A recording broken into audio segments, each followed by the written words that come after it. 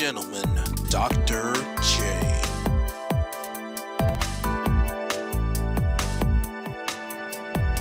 Greetings, I'm Dr. J. Welcome to my channel. Make sure you click like, share, and subscribe. And don't forget to hit the little bell so you will know each time we upload a new video. Today, I want to talk about something very important. And the reason why I'm choosing this subject is because it's raining outside. It's cold and it's raining. And we don't get much rain in Southern California, not recently. But I want to talk about how the rain nourishes our plants and our flowers. You do understand that when we don't have rainfall, then we have a lack of crops, which means we have a lack of food, which means we have a lack of medicine. And so we have to artificially water our plants, our crops. Well, your body is the same way as that plant. Now, that rain, all that rain and flooding and everything is actually good for those crops because they need that water in the soil so that they have the ability to grow. But in life, some of us want everything to be easy. If you've never been through anything, you truly haven't grown, because having things easy and work out your way every single time is not growth. That's convenience. And what happens when things don't go your way? We can look at some of this generation and how if things don't go their way, not all of them, but some of them, there's the temper tantrums, there's these harsh feelings, there's depression, there's suicidal thoughts, there's all these different things because they're not able to handle adversity. Adversity is part of growth. Adversity is your rain.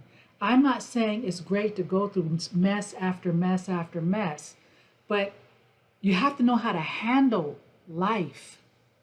And sometimes there's so much going on and we're so inundated and fed so much negativity that we actually don't know how to get out of that sunken place. And when we can't get out of that sunken place, it starts to affect our immune system. It starts to affect our appetite. This is when we eat things, we call it comfort food. This is when we inundate ourselves with sugar. And sugar, whether you know it or not, is worse than cocaine. It's worse than crack. Try living a life with no sugar after you've had sweets all the time, constantly eating sweets. This is another reason why some of us are so overweight, because life keeps hitting us. And how do we deal with it? Food. Take a look at my 600-pound life and Dr. Now, and how the extreme morbidly obese talk about it started with an extreme trauma, and they didn't have the support and they didn't have the know-how to feed the body properly or to deal with that trauma. And so they just kept eating and eating and eating, and they ate themselves into a situation where they can't even move, where they have to depend on other family members to take care of them. So that's how serious the mental health issue is. It's very serious. And I want to address how, I hear constantly, well, I went to see the doctor and I told them that I was feeling a little depressed, and they said, here, take a pill. That's not solving anything. And I want you to understand that it's better to have someone to speak with, just to listen. You don't really want them to talk. You want them to listen so you can process how you feel. And then after processing how you feel, you're going to lose some sleep because you're worried. It's on your mind. You might lose your appetite, or you might go eat stuff, or you might drink, or you might smoke, or whatever it is that you do to self-medicate. What you're doing is you're self-medicating. Is this you? Does this sound like you or someone you know, that when things get really rough, you just go start drinking? Or, and there's nothing wrong with having a drink. Wine is good for you. There's nothing wrong with something once in a blue moon, but it's when it becomes an excess. It's when you constantly have to eat sweets and sugar and cookies and cakes, when you constantly are just eating, know that you're really not hungry, but you keep eating because you're trying to do something to comfort yourself, or you're not or you don't want to get out the bed because you're depressed. These are all symptoms of depression and mental health issues. And the stigma of mental health needs to be, if you're going to cancel something, cancel mental health stigma. That's what needs to be canceled. People need to know that if they're not feeling like themselves, or if they're really struggling with something, that there's someone they can talk to.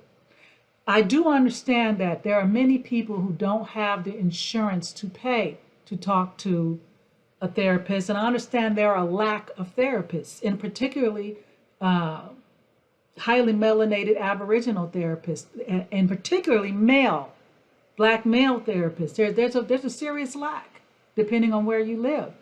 I understand that. I understand cultural competency. But what can you do to help yourself? What can you do?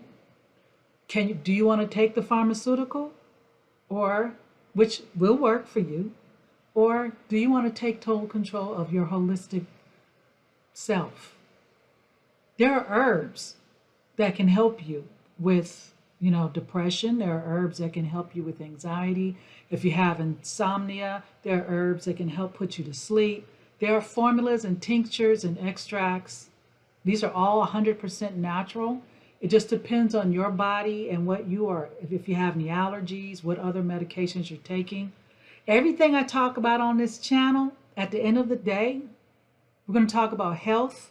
We're going to talk about nutrition. We're going to talk about mental health. And at the end of the day, we're going to bring it right back to the herbs. Because I want you to understand, it's up to you to make the decision to be well. No one can make that decision but you. You decide to be well. You decide. If there's something in your life that is stressing you out, if you're not happy with something, there's a lot of things we have no control over right now. We don't. But what do you have control over? That's the question. What do you have control over? You have control over what you put in your mouth at this time. You have control over how often you eat. You have control over if you want to go out and take a walk, or exercise, or do some stretches, or some yoga, or some meditation, or if you're just going to sit and close your eyes and pray to the Most High. You have total control over that. You have control over who you decide to be a part of your life, negative or positive. If you choose to have negative people in your life, then you choose the results of that, of what it entails. If you choose to be around positive people who are trying to do something and move forward, then that is something that you have control over. If you're not happy with your situation, you need to weigh, if I change this situation, what will be the results if I change it? Maybe you're in a situation right now where you want to go, but you can't because you can't afford to go because of the circumstances. Then how can you find peace where you are within yourself? Your peace is not in a little tiny pill.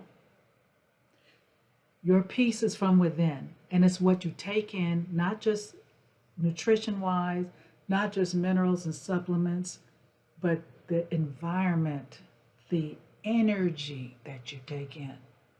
When you take this energy into your body, if a negative energy in, what kind of energy is going to come out?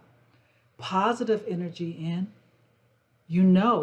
positive energy will come out. It's all up to you. So, again, trauma does not have to run your life. And we make the decisions on how we're going to do things. Are you ready to get well? Because as I always say, if your mind isn't right, and we're talking about the mental here, your mind controls everything else. You will yourself well. And if you are so afraid, running around here in fear, I'm going to die. Well, guess what? You have what you asked for. Life and death is in the power of the tongue. You choose. If you believe that you're going to be successful and that everything's going to be okay, guess what? 9 times out of 10, it will. So, If your mind isn't right, it's impossible for your body to be. I'm Dr. J. Let me know what you think in the comments. May the Most High bless you.